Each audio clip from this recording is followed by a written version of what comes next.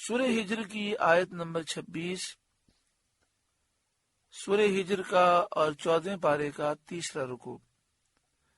اللہ رب العالمین نے ارشاد فرمایا وَلَقَدْ خَلَقْنَا الْإِنسَانَ مِنْ صَلْصَالٍ مِّنْ حَمَإٍ مَسْنُونٍ، اور بے شک ہم نے آدمی کو بجتی ہوئی مٹی سے بنایا جو اصل میں ایک سیاہ بودار گارا تھی۔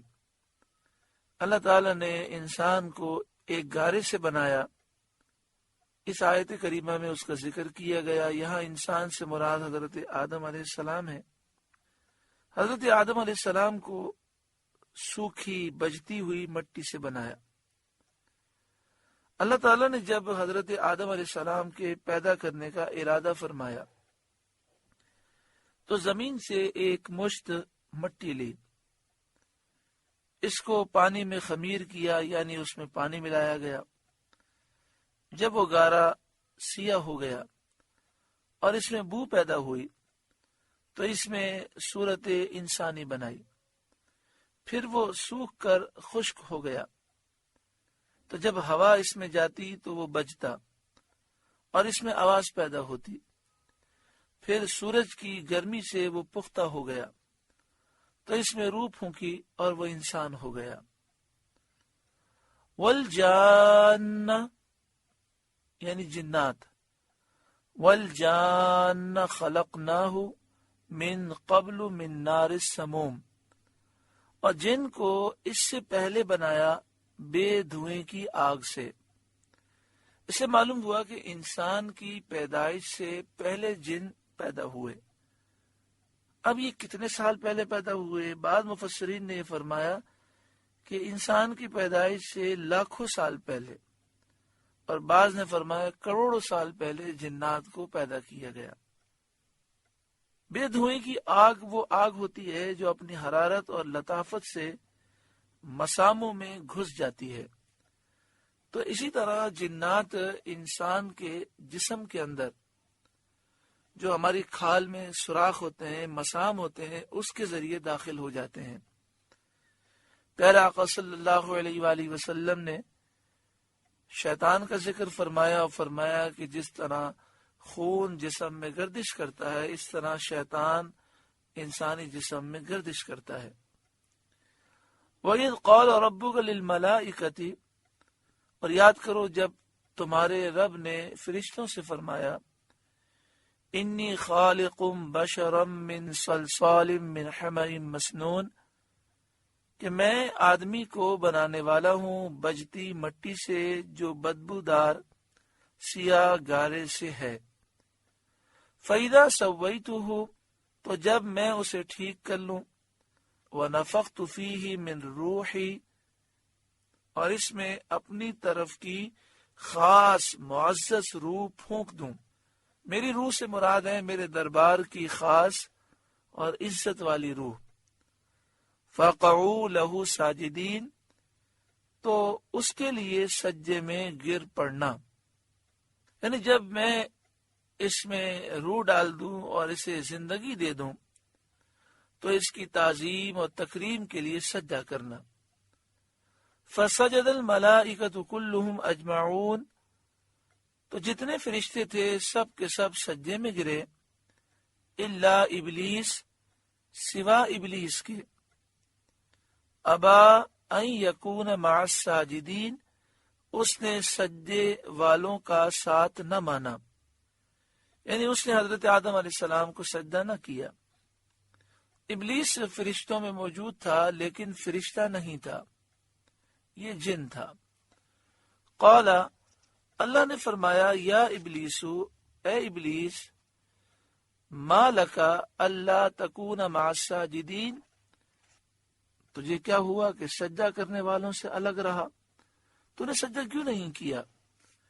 قال، ابلیس بولا، لم اکل لاسجد لبشر، مجھے زیب نہیں دیتا کہ بشر کو سجدہ کروں۔ خلقتہ من صلصال من حمأ مسنون، جسے تو نے بجتی مٹی سے بنایا جو سیاہ بودار گارے سے تھی۔ یہ ترجمہ اعلیٰ حضرت امام اہل سنت نے کنز الایمان میں فرمایا۔ قال، اللہ تعالیٰ نے فرمایا، فخرج منہا، تو جنت سے نکل جا، فإنک رجیم، کہ تو مردود ہے، وإن علیک اللعنۃ الی یوم الدین، اور بے شک قیامت تک تجھ پر لعنت ہے، کہ آسمان و زمین والے تجھ پر لعنت کریں گے، اور جب قیامت کا دن آئے گا تو اس لعنت کے ساتھ ہمیشہ کے عذاب میں تو گرفتار کیا جائے گا، جس سے کبھی تجھے چھٹکارا نہیں ملے گا۔ قال، ابلیس بولا، ربی، اے میرے رب، فانظرنی الی یوم یبعثون، تو مجھے مہلت دے اس دن تک کہ وہ اٹھائے جائیں۔ دو سوریں پھونکی جائیں گی، پہلی سور پر قیامت آئے گی اور ہر چیز کو فنا ہے، پھر دوسری سور پھونکی جائے گی تو مردے زندہ کیے جائیں گے۔ پہلی سور اور دوسری سور کے درمیان ایک روایت کے مطابق 40 سال کا فاصلہ ہے۔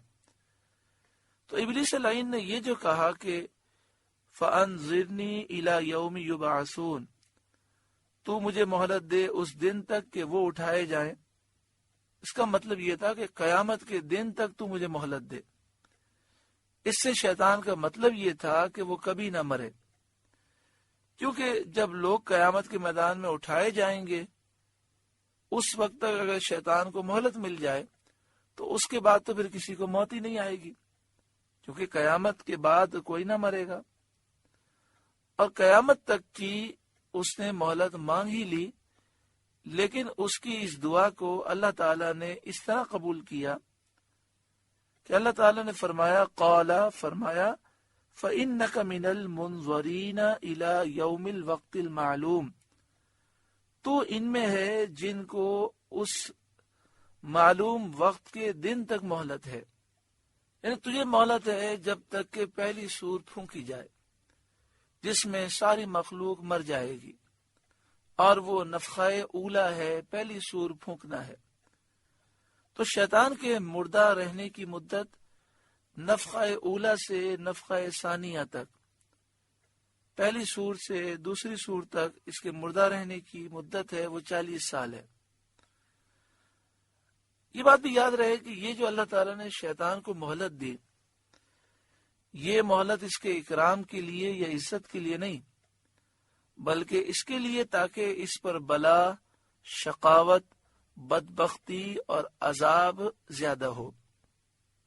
قال ربی بما اغویتنی، ابلیس بولا، اے میرے رب، قسم اس کی کہ تو نے مجھے گمراہ کیا۔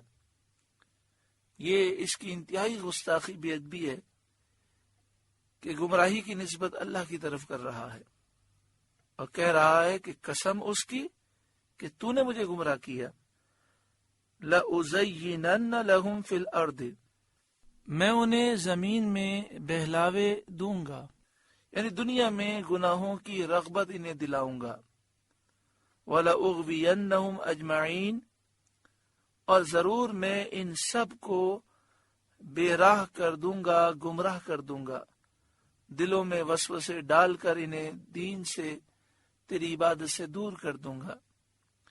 الا عبادک منہم المخلصین، مگر جو ان میں تیرے چنے ہوئے بندے ہیں،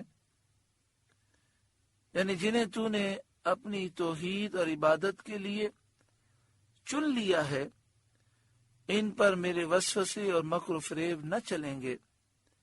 قال، اللہ تعالی نے فرمایا، ھذا صراط علی مستقیم، یہ راستہ سیدھا میری طرف آتا ہے۔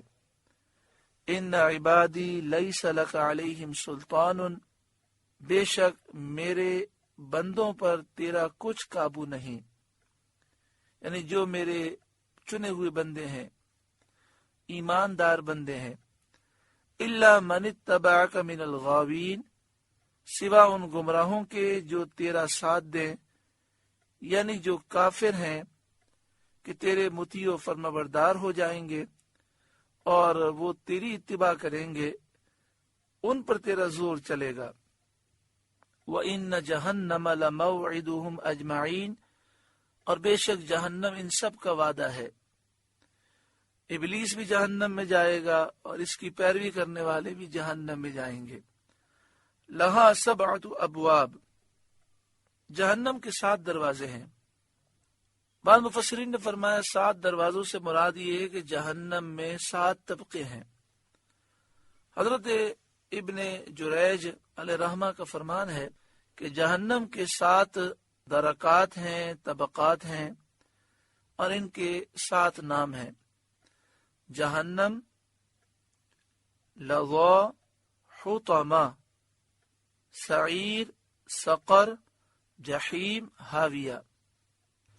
لکل باب منہم جزء مقسوم، ہر دروازے کے لیے ان میں سے ایک حصہ بٹا ہوا ہے، یعنی شیطان کی پیروی کرنے والے بھی 7 حصوں میں منقسم ہیں۔ ان میں سے ہر ایک کے لیے جہنم کا ایک درکہ، ایک طبقہ معین ہے۔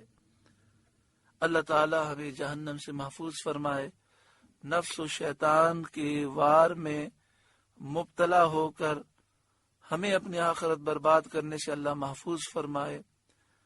سورہ ہجر کا 3واں رکوع مکمل ہوا۔ آپ سے گزارش ہے کہ قرآن کے اس پیغام کو آگے پہنچا کر ثواب جاریہ حاصل کریں۔